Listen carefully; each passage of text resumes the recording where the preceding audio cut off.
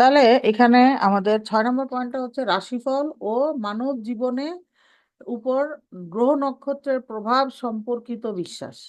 জায়েদ ইবনে খালিদ আল জুহানি রাদিয়াল্লাহু আনহু থেকে বর্ণিত, হুদাইবিয়াতে এক রাতে আকাশ থেকে বৃষ্টি নাজিল হয়।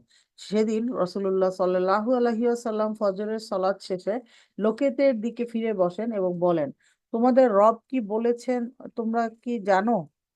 তারা বলল, আল্লাহ ও তার রসূলই অধিক জ্ঞাত। তিনি বললেন, আমার কিছু বান্দা আমার উপর বিশ্বাসী হয়ে এবং কিছু বান্দা অবিশ্বাসী হয়ে ভোরে উপনীত হয়েছে। যারা বলে আল্লাহর দয়া ও অনুগ্রহের বৃষ্টি হয়েছে, তারা আমার প্রতি বিশ্বাসী ও গ্রহ নক্ষত্রে অবিশ্বাসী। আর যারা বলে অমুক অমুক গ্রহের প্রভাবে বৃষ্টি হয়েছে, তারা আমার প্রতি অবিশ্বাসী এবং গ্রহ নক্ষত্রে বিশ্বাসী। সহিহ বুখারীর হাদিস। গ্রহ নক্ষত্রের প্রভাবে বৃষ্টি হওয়ার কথা বিশ্বাস করা যেমন কুফরি, তেমনি পত্র পত্রিকায় প্রকাশিত রাশিফলের আশ্রয় নেওয়া কুফরি। যে ব্যক্তি রাশিফলের উপর গ্রহ নক্ষত্রের প্রভাবের কথা বিশ্বাস করবে, সে সরাসরি মুশরিক হয়ে যাবে। পত্র পত্রিকা ও বই পুস্তকে রাশিফলের প্রতি বিশ্বাসী হয়ে সেগুলোকে পাঠ করা শিরক।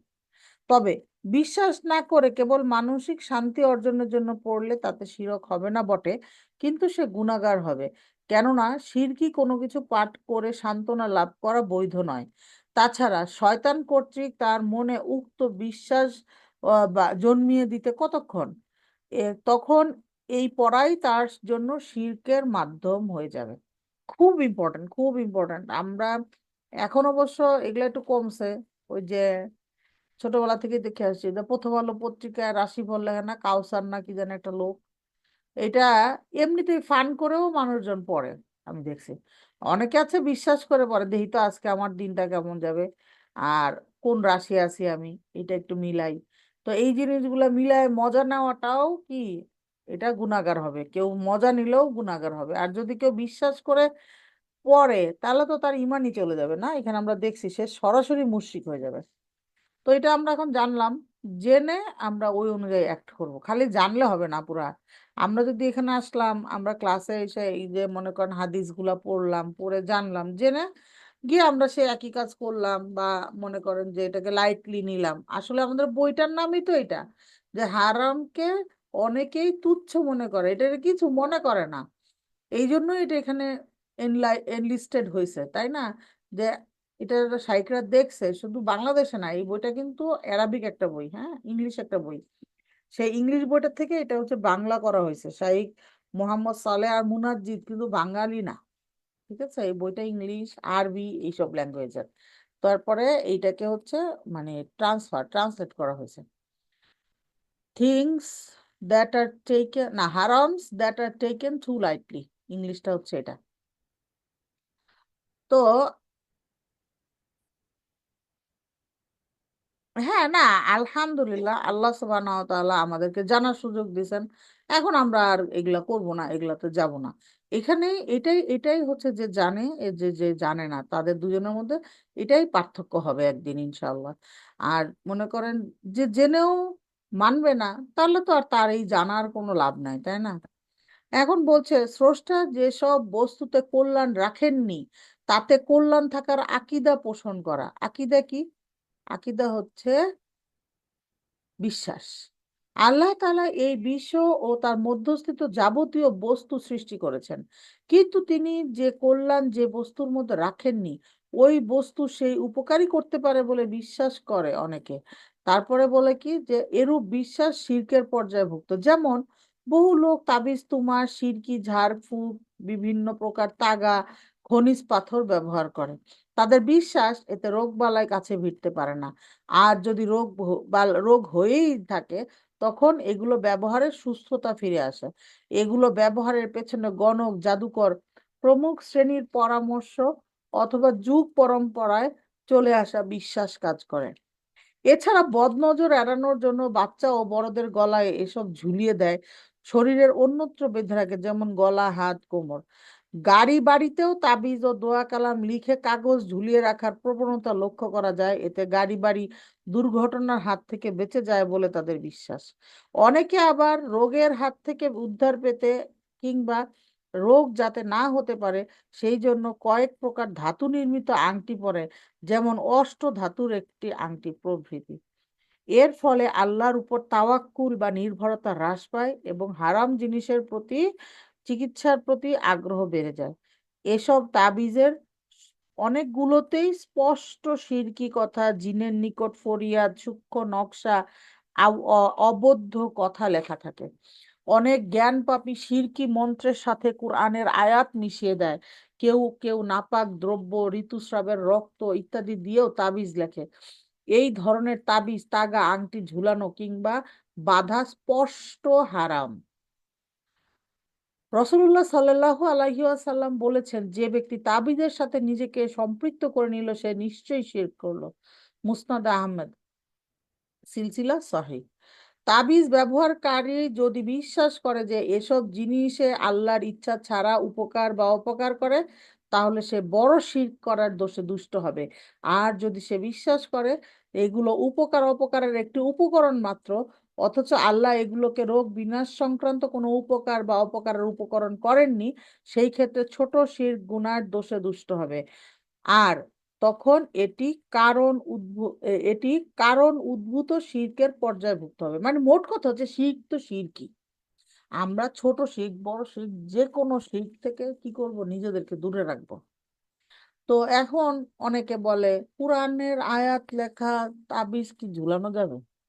আপনাদের কি মনে হয় এইটুকু পড়ার পরে?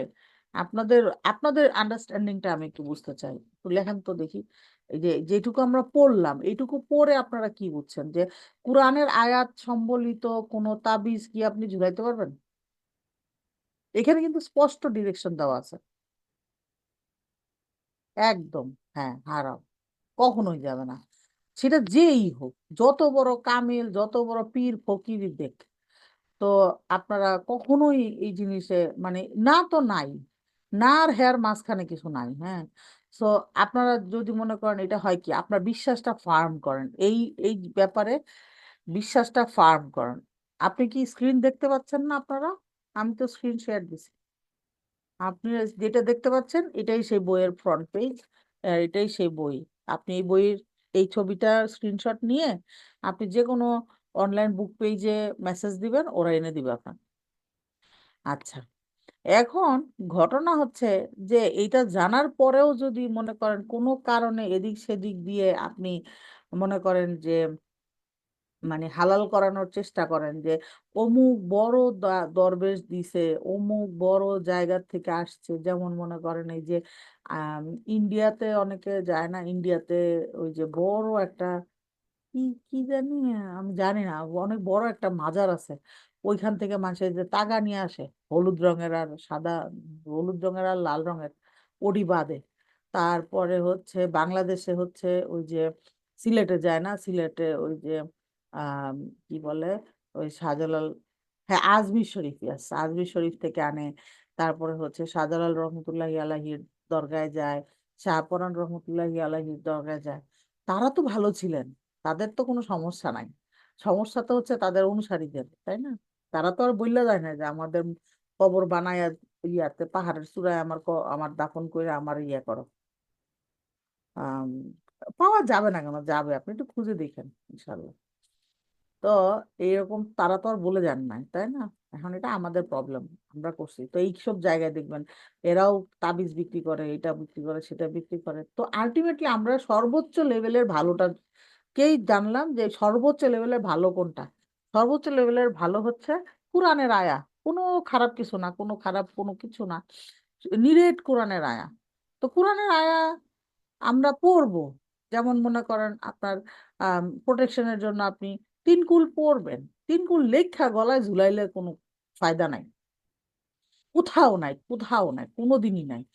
আপনি মানে হারমে গেলে, মসজিদুল হারাম মানে মক্কায় গেলে দেখবেন যে ওরা তো গলায় তাবিজ তুবিজ পাইলেই ধরে কাটা দেয়। অনেক কিছু শাইখ দেখবেন কি ঘুরে, কেচি নিয়ে ঘুরতে থাকে, যখনই এরকম লোক পায় হাতে তাবিজ, গলায় তাবিজ, ওরা কেটে দেয়, আল্লাহু আকবার বলে কেটে দেয়। তো এইরকম, সো এটা একদম হারাম, হারাম বিশ্বাসটা একদম ফার্ম করেন আজকে, যে আমরা এটা জানছি এটা হারাম, এটা কোনোদিন হালাল হালাল হবে না, সেটা যেখান থেকে আসুক, গলায় তাবিজ ঝুলানো, এবং তাবিজের মাধ্যমে, তাবিজ কোনোদিনই ওষুধ, মানে আপনার একটা অসুখ হয়েছে, আপনার মাথা ব্যথা, এখন আপনি প্যারাসিটামল খাইলে আপনি এটা বলতে পারেন যে হ্যাঁ আল্লাহ আমাকে এই প্যারাসিটামল দিছে, ওষুধের একটা ওষুধ দিছে, এই ওষুধ দিয়ে আমার জ্বর মাথা ব্যথা যাবে, ঠিক আছে।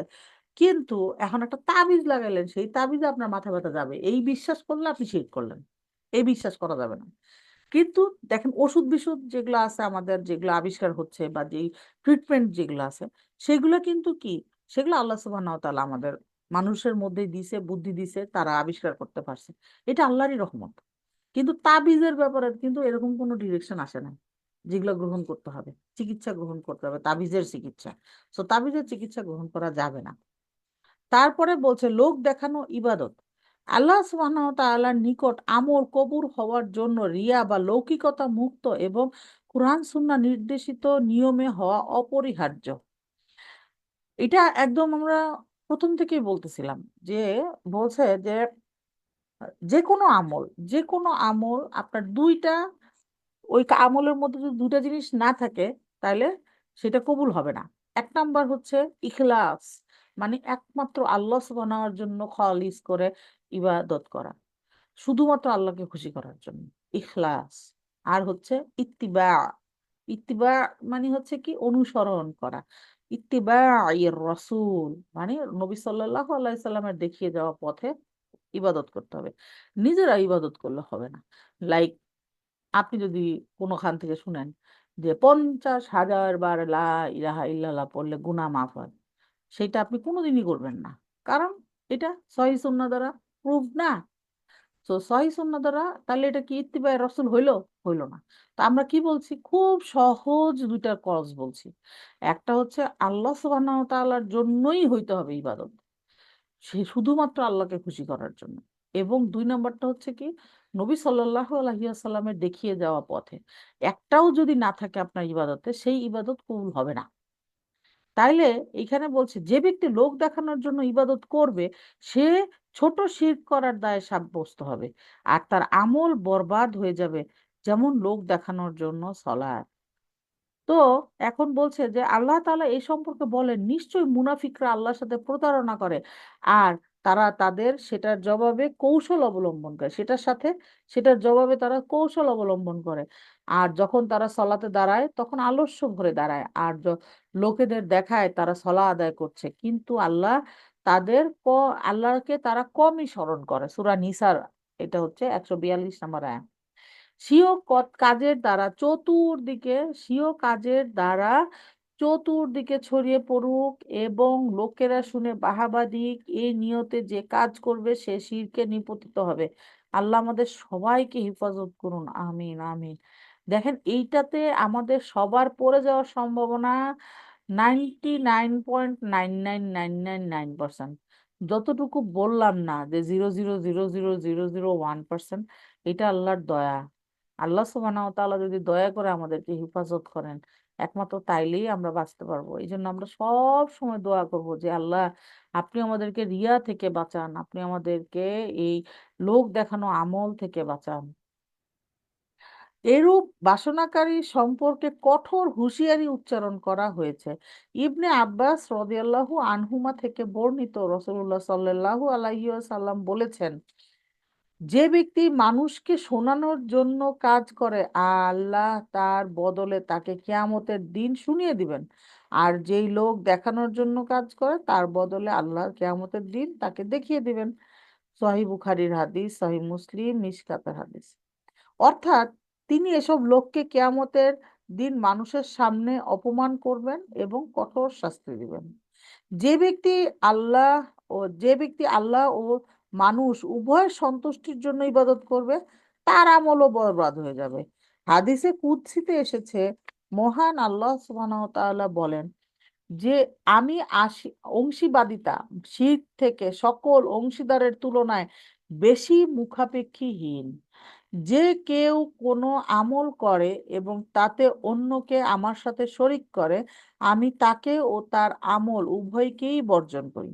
তবে কেউ আল্লাহর সন্তুষ্টির নিমিত্তে কোনো আমল শুরু করার পর যদি তার মধ্যে লোক দেখানো ভাব জাগ্রত হয় এবং সে তা ঘৃণা করে, এবং তা থেকে সরে আসতে চেষ্টা করে, তাহলে তার ওই আমল শুদ্ধ হয়ে যাবে। কিন্তু সে যদি তা না করে, বরং লোক দেখানো ভাব মনে উদয় হওয়ার পর প্রশান্তি এবং আনন্দ অনুভব করে, তাহলে অধিকাংশ আলেমের মতে তার ওই আমল বাতিল হয়ে যাবে। খুবই ইম্পর্টেন্ট, খুবই ইম্পর্টেন্ট। আমাদের এরকম যদি হয় যে মনে করেন, আমাদের কি হয়, মনে করেন অনেকে তাহাজ্জুদের নামাজ পড়ে, তাহাজ্জুদের নামাজ পড়ার পরে এটা তো আর কেউ দেখে না, দেখে? কেউ দেখে না, নিজেরা বাসায় পড়ে। কিন্তু কি করে, আসে আইসা ক্লাসের মধ্যে মনে করেন আমি দেখছি, নর্মালি অনেক সময় আমরা ফ্রেন্ডলি টকিং করি না, ওই সময় এসে বলে, আপু আমি তো তাহাজ্জুদের নামাজ রেগুলার পড়ার চেষ্টা করি, সব সময় পড়ি, অমুক তমুক। তাইলে কি হচ্ছে দেখেন, আপনি রাতের অন্ধকারে আল্লাহ সুবহানাহু ওয়া তাআলাকে খুশি করার জন্য যে আমলটা করলেন, সেইটা সবার মাঝখানে বলে দিয়ে এটাকে বরবাদ করা ছাড়া আর কিছুই হলো না। তারপরে মনে করেন অনেকে অনেক দান খয়রাত করে, দান খয়রাত করে দান খয়রাত করে, দান খয়রাত করে কি করে, ক্লাসে এসে বলে, আমি তো অমুক মাদ্রাসায় এত টাকা দিছি, অমুক রে তো এটা দিছি সেটা দিছি। তাহলে কি হইলো, আপনি দান করছেন সেটা কিন্তু আমি জানতাম না, কিন্তু আপনি এটা বললেন। এখন অনেকেই বলে যে আমি তো আসলে অন্যকে ইন্সপায়ার করার জন্য বলছি, নিজে প্রশান্তি লাভ করার জন্য বলি নাই। আসলেই কি তাই আপুরা? আপনাদের নিজেদের কাছে নিজেদেরকে কোশ্চেন করবেন। আর কাউকে, আমি যেটা সবসময় বলি যে আমাদের সবার আল্লাহ সুবহানাহু ওয়া তাআলার সাথে ইন্ডিভিজুয়াল কানেক্টিভিটি। কারো সাথে কারো কানেক্টিভিটি, কারো সাথে কারো ভায়া হয়ে আল্লাহর সাথে কানেক্টিভিটি নাই কিন্তু। এমন না যে আমার সাথে ভায়া হয়ে আপনার আল্লাহর সাথে কানেক্টিভিটি করতে হবে। আপনি আল্লাহর বান্দা, ডাইরেক্ট বান্দা। আমি আল্লাহর বান্দা, ডাইরেক্ট বান্দা। সো আমাদের সবার হিসাব নিকাশ, আল্লাহর জন্য ইবাদত, সব কিছু আমাদের ডিরেক্ট। সো আমি কেন আমার কথাটা, আমি যেটা করি, আমি যেটা পারি সেটা আমি কেন, বা ইউজুয়ালি আমি যেটা করি সেটা আমি কেন সবার সামনে বলবো, বলে আমার আমলটা নষ্ট করব? আমি কি এত বোকা? এত কষ্টের দান, এত কষ্টের টাকা জমায় টমায় যদি আপনি দিলেন, দিয়া সবার সামনে বলে দিলেন, তাইলে কিয়ামতের দিন গিয়ে আমরা দেখবো এগুলা কিছু নাই। ওই যে বলছে না যে যে দেখানোর জন্য করবে কোনো আমল, সে আল্লাহ তাকে দেখাই দিবে। যে শোনানোর জন্য করবে, তা আল্লাহ তাকে শোনাই দিবে। তো এইরকম আমরা করব না, হ্যাঁ। এখন বলবেন যে তাইলে আমরা কিভাবে কি করতে পারি? আপনারা এইভাবে বলতে পারেন যে তাহাজ্জুদ পড়া অনেক ভালো, সবাই পড়েন, সবাই পড়েন, আমাদের সবার পড়া উচিত। তারপরে দান খয়রাতের ক্ষেত্রে বলতে পারেন আপনার যদি অথেন্টিক কোনো সোর্স থাকে, যে আমার অমুক জায়গায় আমি দিছি, আপনি দিছেন সেটা কাউকে জানানোর দরকার নাই, কত দিছেন সেটাও জানানোর দরকার নেই। আপনি বলবেন অমুক জায়গাটা আমি জানি অথেন্টিক, ইউ ক্যান শেয়ার, আপনারা শেয়ার করতে পারেন, আপনারা দিতে পারেন চাইলে, ইটস ওকে। এখন আপনি দিলে আপনার পিছে পিছে আরো 10 জন দিবে, তাহলে 10 জন দিবে ঠিক আছে, কিন্তু যে দিবে সে আল্লাহকে ভালোবেসে এমনিই দিবে, আপনার পিছে পিছে দেওয়ার দরকার নেই। এমনিতেই দিবে, যে দিবে সে এমনিতেই দিবে, হ্যাঁ, আল্লাহকে ভালোবেসে এমনিতেই দিবে। আমরা যেটা বারবার বলতেছিলাম যে আমাদের এই আমলগুলা কি হবে, ইখলাস হতে হবে, আল্লাহকে ভালোবেসে, শুধুমাত্র আল্লাহকে খুশি করার জন্য হতে হবে। হ্যাঁ, দান করলে লুকায় করতে হবে, গোপনে করতে হবে, এক ডান হাত করলে বাম হাত জানবে না। আর আমরা তো পারলে মাইক নিয়ে দাঁড়াই। দান করা তো পরে, আমলের অবস্থা চিন্তা করে দেখেন আপনারা। আমি যে এই যে জাকাত নিয়ে বারবার বলি জাকাত ফিতরা, এগুলার ক্ষেত্রে দেখেন আমরা একেবারে মাইকিং করে অমুক বাসায় আজকে জাকাতের শাড়ি দেওয়া হবে, শেষ ওইদিকে 2-3 জন মরেও শাড়ি নিতে গিয়ে। ওটা তো কোনো আমলই না, ওটা তো খালি দুনিয়াতে আর কি তাদের একটু নামডাক হয়, আর কিছু না। আচ্ছা, তারপরের পয়েন্টটা হচ্ছে কুলক্ষণ গ্রহণ। কুলক্ষণ সম্পর্কে আল্লাহ তাআলা বলেন, যখন তাদের মানে ব্র্যাকেট হচ্ছে ফিরআউন এবং তার প্রজাদের কোনো কল্যাণ দেখা দিত, তখন তারা বলতো এটা আমাদের জন্য হয়েছে। আর যখন কোনো অকল্যাণ তখন হতো, তখন মুসা ও তার সাথীদের অলক্ষণে বলে গণ্য করত। সূরা আরফ আয়া নাম্বার 131। আরবরা যাত্রা ইত্যাদি কালে পাখি উড়িয়ে দিয়ে তার শুভ অশুভ নির্ণয় করত। পাখি ডান দিকে গেলে শুভ, বাম দিকে নামে পড়তো না কাজে, আর বাম দিকে গেলে অশুভ মনে করে সেখান থেকে বিরত থাকতো। এইভাবে শুভ অশুভ নির্ণয়ের বিধান প্রসঙ্গে নবী সাল্লাল্লাহু আলাইহি ওয়াসাল্লাম বলেন যে কুলক্ষণে বিশ্বাস করা শিরক। মাস, দিন, সংখ্যা, নাম ইত্যাদি দুর্ভাগ্য এবং অশুভ প্রতীক হিসেবে চিহ্নিত করাও তাওহীদ পরিপন্থ হারাম আকীদার অন্তর্ভুক্ত। যেমন অনেক দেশে হিজরি সনের সফর মাসে বিবাহ করা থেকে বিরত থাকা হয় এবং প্রতি মাসের শেষের বুধবারকে চিরস্থায়ী কুলক্ষণ মনে করা হয়। বিশ্বজুড়ে আজ 13 সংখ্যাকে কুলক্ষণের 13 আনলাকি 13 বলা হয়। কেউ যদি, হ্যাঁ, স্ক্রিন তো এক জায়গায় আটকায় থাকবে, এটা তো ছবি।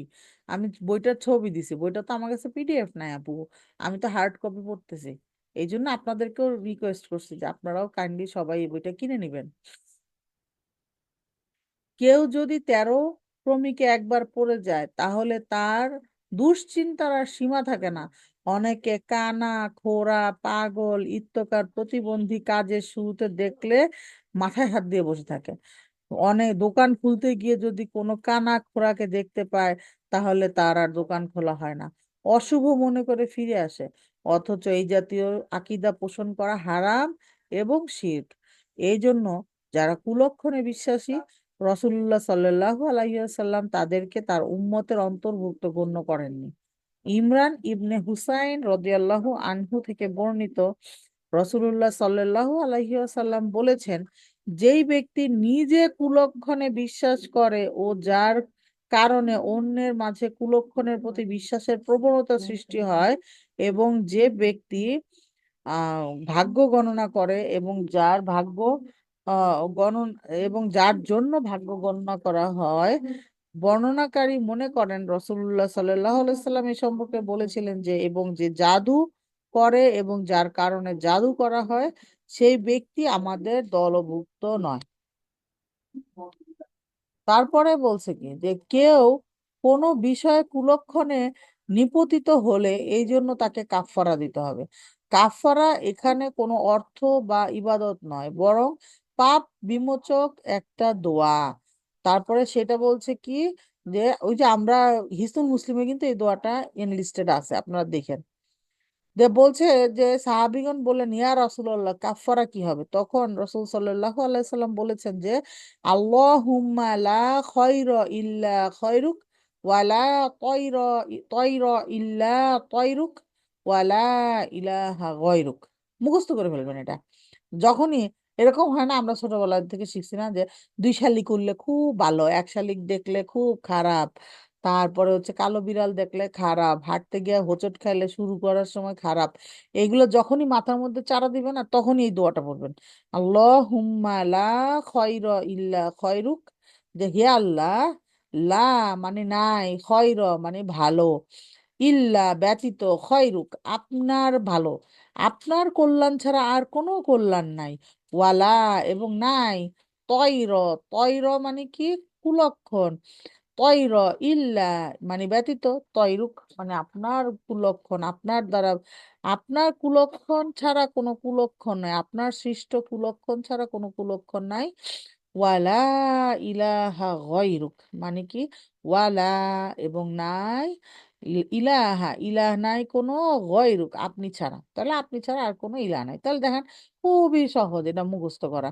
আল্লাহুম্মা লা খয়রা ইল্লা খয়রুক ওয়ালা তয়রা ইল্লা তয়রুক ওয়ালা ইলাহা গয়রুক। তবে সুলক্ষণ কুলক্ষণের ধারণা মনে জন্ম নেওয়া স্বভাবগত ব্যাপার, যা সময়ে বাড়ে ও কমে। এর সবচেয়ে গুরুত্বপূর্ণ চিকিৎসা আল্লাহর উপর তাওয়াক্কুল করা। যেমন ইবনে মাসউদ রাদিয়াল্লাহু আনহু বলেছেন যে আমাদের মধ্যে এমন কেউ নেই যে মনে কুলক্ষণ সংক্রান্ত কোনো কিছু কি দেয় না, কিন্তু তাওয়াক্কুল আল্লাহর উপর নির্ভরতা দ্বারা সেটা আল্লাহ সুবহানাহু ওয়া তাআলা দূর করে দেন। এরপর আরেকটা ইম্পর্ট্যান্ট পয়েন্ট আসছে, সেই পয়েন্টটা হচ্ছে কি আল্লাহ ব্যতীত অন্যের নামে কসম করা। ওরে মারে, আমাদের সোসাইটিতে এরকম কত যে কসম আছে, মরা কাঠের উপর বইসা কসম খায়, তারপরে হচ্ছে ভাতের উপরে ভাত খাওয়ার, ভাত প্লেটে নিয়ে কসম খায়, তারপর মানে খাওয়ার আর শেষ নাই আর কি। ভাতের চেয়ে মনে হয় কসমই বেশি খায়, খাওয়ানোর চেয়ে কসমই বেশি খায়। আচ্ছা দেখেন বলছে কি কি করা যাবে, কি কি করা যাবে না। আল্লাহ তাআলা তার সৃষ্টির মধ্য থেকে যার নামে ইচ্ছা কসম করতে পারেন, আল্লাহ করতে পারেন বলছি, কিন্তু আমরা করতে পারি না। কিন্তু সৃষ্টির জন্য আল্লাহ ছাড়া কারো নামে কসম করা জায়েজ নাই। তা সত্ত্বেও অনেক মানুষের মুখেই নির্বিবাদে গয়রুল্লাহর নামে কসম উচ্চারিত হয়। গয়রুল্লাহ মানে কি? আল্লাহ ছাড়া অন্য যে কোনো কিছু। কসম মূলত এক প্রকার সম্মান যা আল্লাহ ছাড়া অন্য কেউ পাওয়ার যোগ্য না। ইবনে উমার রাদিয়াল্লাহু আনহু থেকে বর্ণিত, সেটাই তো বললাম, এর তো কসমের আর শেষ নাই আর কি। তো বলছে যে ইবনে উমার রাদিয়াল্লাহু আনহু থেকে বর্ণিত, রাসূলুল্লাহ সাল্লাল্লাহু আলাইহি ওয়াসাল্লাম বলেছেন, সাবধান, নিশ্চয় আল্লাহ তাআলা তোমাদেরকে তোমাদের পিতৃপুরুষের নামে কসম করতে নিষেধ করেছেন। কারো যদি শপথ করতেই হয় সে যেন আল্লাহর নামে শপথ করে অথবা চুপ থাকে। ইবনে উমার রাদিয়াল্লাহু আনহু বর্ণিত একটি হাদিসে এসেছে, রাসূলুল্লাহ সাল্লাল্লাহু আলাইহি ওয়াসাল্লাম বলেছেন, যেই ব্যক্তি আল্লাহ ব্যতীত অন্যের নামে কসম করলো সে শিরক করলো। অপর এক হাদিসে আর রাসূলুল্লাহ সাল্লাল্লাহু আলাইহি ওয়াসাল্লাম বলেছেন, যে আমানত, আনুগত্য, ইবাদত, সম্পদ, গচ্ছিত দ্রব্য ইত্যাদির নামে কসম করে সে আমাদের অন্তর্ভুক্ত নয়। এটা কি? আবু দাউদ মিশকাতের হাদিস। সহিহ কিন্তু এগুলা। সুতরাং কাবার কসম, আমানতের কসম, মর্যাদার কসম, সাহায্যের কসম, অমুকের বরকত, পিতা মাতা, সন্তানের মাথা ইত্যাদি দিয়ে নবীর মর্যাদা, অমুকের জীবন, তমুকের বরকত, তারপরে অলির মর্যাদা, এইগুলা দিয়ে কসম খাওয়া নিষিদ্ধ, নিষিদ্ধ, নিষিদ্ধ। খুব ইম্পর্ট্যান্ট, মাথায় রাখবো। আজকে থেকে জানছি, ফার্ম থাকবে আমাদের বিশ্বাস যে এটা হইতেও পারে, এটা করতেও পারি, এরকম কোনো মানে কনফিউশন যেন আমাদের মধ্যে না থাকে ইনশাল্লাহ। কেউ যদি আল্লাহ ছাড়া নামে কসম করে তবে তার কাফফারা হলো লা ইলাহা ইল্লাল্লাহ পাঠ করা। যেমন সহিহ হাদিসে এসেছে, যে ব্যক্তি শপথ করতে গিয়ে লাত উজ্জার নামে শপথ করে বসে সে যেন বলে লা ইলাহা ইল্লাল্লাহ। উল্লেখিত অবৈধ শপথের ধাঁচে কিছু শিরকি এবং হারাম কথা কতিপয় মুসলিমের মুখে শোনা যায়। যেমন মানুষ কি বলে, বলে আমি আল্লাহ ও আপনার আশ্রয় প্রার্থনা করছি, আল্লাহ আর আপনার উপরই ভরসা, এটা আল্লাহর এবং তোমার পক্ষ থেকে হয়েছে, আল্লাহ ও আপনি ছাড়া আমার আর কেউ নাই, আল্লাহ আমার জন্য, আমার জন্য উপরে আল্লাহ আর নিচে আপনি আছেন, আল্লাহ ও অমুক যদি না থাকতো আমি ইসলাম থেকে মুক্ত বা ইসলামের ধার ধারে না। হায় কালের চক্র, এসব শেষ করে দিল আমার, এখন আমার দুঃসময় চলছে, এই সময়টা অলক্ষণে, সময় বিশ্বাসঘাতকতা করেছে ইত্যাদি। এই ধরনের সবগুলা কথাই কি বলা যাবে? যাবে না। কেউ বললে তাকে থামাই দিতে হবে, থামো, এটা বলা যাবে না। সুতরাং সময়কে গালি দেওয়া নিষিদ্ধ। অনুরূপভাবে প্রকৃতি যা চেয়েছে এটা বলাও একই পর্যায়ভুক্ত। এটা কিন্তু খুব বলে, মানুষ বলে না যে প্রকৃতি কাউকে ছেড়ে দেয় না, প্রকৃতি তার রিভেঞ্জ নিবে। প্রকৃতি কিরা? প্রকৃতি কেউ নাই। অনুরূপভাবে আল্লাহ ব্যতীত অন্যের সাথে দাসত্ব বা দাস অর্থবোধক শব্দ ব্যবহার করাও এ পর্যায়ে পড়ে। যেমন আব্দুল মাসিহ, আব্দুর রসুল, আব্দুল নবী, আব্দুল হুসাইন ইত্যাদি। তো শুধুমাত্র আব্দুল শব্দটা যুক্ত করলে আপনি আব্দুল্লাহ, আব্দুর রহমান এই টাইপের কথা বা নাম রাখতে পারবেন। এবং এই ধরনের নাম যাদের, কাইন্ডলি তাদেরকে কেউ মনে করেন যে আব্দ শব্দটা ছাড়া ডাকবেন না, কাউকে রহমান ডাকবেন না, তাকে সারা জীবনে আব্দুর রহমান ডাকবেন, রহমানের বান্দা। এখন যদি মনে করেন আপনি যে আব্দুল্লাহ, তাকে যদি আব্দুল্লাহ না ডাকেন, আব্দুল ডাকেন, তাহলে হইলো, অর্থ হইলো হইলো না। তাইলে তাকে পুরা নামে ডাকতে হবে, আব্দুল্লাহ, আব্দুর রহমান, ঠিক আছে, আব্দুল খালিক, এরকম নাম ডাকলে ঠিক করে নাম ডাকতে হবে। উল্টা পুল্টা নাম ডাকা যাবে না। যেমন বাংলাদেশে ভয়ঙ্কর একটা নাম আছে, ভয়ঙ্কর নামটা হচ্ছে রব্বি, আছে না? রব্বি মানে কি? আমার রব। চিন্তাই করা যায় না, ভয়ঙ্কর নাম। এটা আমি নাম দিচ্ছি ভয়ঙ্কর নাম। তো এই রব্বি কারো নাম থাকলে তারা বলবেন আকিকা দিয়ে নাম পাল্টাইতে। তো এরকম নাম, ভয়ঙ্কর নাম রাখা যাবে না। আর হচ্ছে যে নাম যদি এরকম আব্দুল শব্দযুক্ত কোনো নাম থাকে যে বান্দা, কার বান্দা এটা বুঝে নিবেন। তো আন্দাজি মান্দাজি নাম রাখা যাবে না, হ্যাঁ, একটু হুজুরদেরকে জ্ঞান নিয়ে তাদের কাছ থেকে তারপরে আর কি ডাকতে হবে। আমরা আন্দাজি মনে করেন কি, আমরা কোরআনে একটা শব্দ পাইলাম, বুঝলাম না, আন্দাজি মান্দাজি রেখে দিই, কোরআনের শব্দ। সেদিন শুনছি একজনের নাম রাখছে ফিহা। ফিহা, ফিহা শব্দ কি? ফি মানে মধ্যে, হা মানে তার। তাহলে ফিহা মানে হচ্ছে তার মধ্যে। বলে যে কোরআনে পাইছি ফিহা। তো কোরআনে ফিহা পাইলেই রাখা যাবে? ফিহা মানে কি? মানে তো তার মধ্যে। কোনো মিনিংই নাই নামের। নাম হইতে হবে সুন্দর, নাম হইতে হবে সাহাবীদের নামে, নাম হইতে হবে নবী সাল্লাল্লাহু আলাইহি সাল্লামের মেয়েদের নামে, ঠিক না? সুন্দর নাম হইতে হবে। তো এই জন্য নামগুলো রাখার সময় একটু বুদ্ধি করে রাখবো আমরা। আর ডাকার সময় একটু চিন্তা ভাবনা করে রাখবো, যে ডাকতেছি যে এটা কি আবার শিরকি ডাক হয়ে গেল নাকি। এখন যদি মনে করেন যার নাম রব্বি, হ্যাঁ, যদি গিয়ে আপনি রব্বি ডাকেন, তাহলে তো আপনিও শিরক করে ফেলবেন, না জানিয়ে শিরক করে ফেলবেন, তাই না? তো এই জন্য আমরা একটু চিন্তা করে তারপরে নাম চেঞ্জ করতে হবে, হ্যাঁ। আনকমন খুঁজতে খুঁজতে ফিহা হয়ে গেছে আর কি। ফিহা।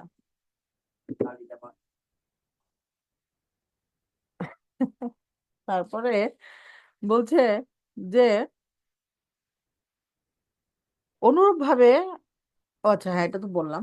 আধুনিক কিছু শব্দ ও পরিভাষাও রয়েছে যা তাওহীদের পরিপন্থী।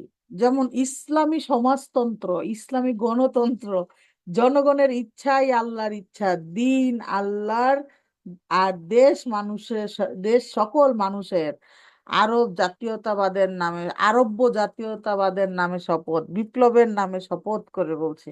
তো এই জিনিসগুলো আসলে স্বাভাবিক, মানে কসম আর কি, আল্লাহ ছাড়া কোনোটারই খাওয়া যাবে না, শেষ। কোনো রাজা বাদশাকে শাহেনশাহ, রাজা ধীরাজ বলাও হারাম। একইভাবে কোনো মানুষকে কাজীউল কুজাত অথবা বিচারকদের উপরস্থ বিচারক বলা যাবে না। অনুরূপ কোনো কাফির বা মুনাফিকের ক্ষেত্রে সম্মানজনক সাঈদ, জনাব এগুলা ভাষার অনুরূপ কোনো শব্দ ব্যবহার করাও সিদ্ধ নয়। আফসোস, অনুশোচনা এবং বিরাগ প্রকাশের জন্য যদি ব্যবহার করা, করে বলা এমন একটা কথা, যদি এমন করতাম।